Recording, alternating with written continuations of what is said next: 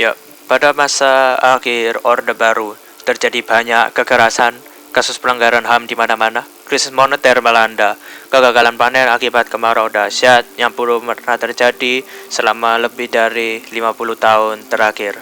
Krisis keuangan yang melanda kawasan Asia pun menambah deretan masalah yang mendukung runtuhnya pemerintahan rezim Orde Baru.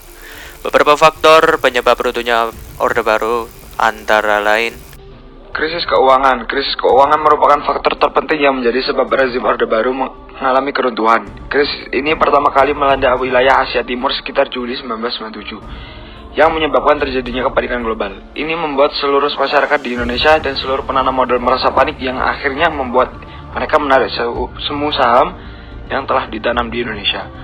Keadaan ekonomi yang kacau menyebabkan masalah di mana-mana, stabilitas nasional sungguh terguncang dan kacau. Berikutnya adalah utang luar negeri. Utang dari luar negeri yang dimiliki Indonesia semakin memperparah kondisi keuangan Indonesia. Walaupun sesungguhnya utang tersebut bukanlah utang dari pemerintah saja, namun juga utang yang dimiliki pihak swasta. Utang Indonesia hingga 6 Februari 1998 mencapai 63.462 miliar US dollar, sedangkan utang yang dimiliki pihak swasta mencapai 73,962 miliar US dollar.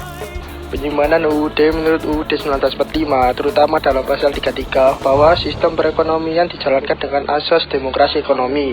Namun dalam kenyataan yang terjadi justru dikuasai oleh sebagai orang saja, yakni para konglomerat, dan terjadi monopoli ekonomi. Atau dengan kata lain, sistem ekonomi yang dijalankan merupakan sistem kapitalis. Sistem pemerintahan terpusat. Sistem pemerintahan yang terpusat pada satu tempat, yakni di Jakarta sebagai pusat pemerintahan, membuat segala pemerintah pusat memegang peranan penting dalam mengatur masyarakat secara keseluruhan. Namun di sisi lain, membuat pembangunan tidak merata, pada akhirnya mengakibatkan kesenjangan. Masalah politik. Sistem politik di Indonesia pada masa Orde Baru yang syarat dengan KKN. Pada masa Orde Baru, kekuatan politik pun dibatasi, seperti terlihat pada penyederhanaan partai politik yang hanya menjadi 3 partai saja, yakni PBB, PDI, dan Golongan Karya. Dengan dalih untuk menciptakan stabilitas keamanan bangsa dan negara yang lebih terjaga, ini menyebabkan banyak aspirasi rakyat yang seolah terbungkam dan secara tidak langsung wajib menuruti kehendak penguasa tanpa boleh membantah. Berikut adalah berkurangnya kepercayaan terhadap pemerintah. Aksi unjuk rasa yang dilakukan kalangan mahasiswa yang berubah menjadi tragedi kekerasan, menghilangkan rasa percaya terhadap pemerintah yang akhirnya memicu gelombang demonstrasi yang luar biasa menuntut lengsernya Soeharto. Tragedi Trisakti. Adanya penembakan oleh aparat terhadap 4 mahasiswa Trisakti, yakni Hendriawan Si, Heri Hartanto, Alang Mulya Lesmana, dan Hafidin Royan, yang memicu aksi kekerasan meluas di berbagai yang penjuru wilayah saat itu, dan semakin membuat Indonesia terjatuh terpuruk dalam krisis yang seolah tanpa akhir, yang menjadi catatan terburuk dalam sejarah kemerdekaan Indonesia. Kerusuhan di kota lain. Berbagai kota besar lainnya seperti Semarang, Medan, Solo, Surabaya terjadi aksi demo serupa yang menuntut reformasi. Dan di Yogyakarta pada tanggal 19 Mei tahun 1998, bersamaan dengan aksi demo di Jakarta, di Yogyakarta pun tidak kurang dari 1 juta mahasiswa berkumpul di alun-alun Keraton Yogyakarta untuk menghadiri Pisawanan Agung guna mendengarkan maklumat dari Sri Sultan Hamengkubuwono X dan Sri Paku Alam VII.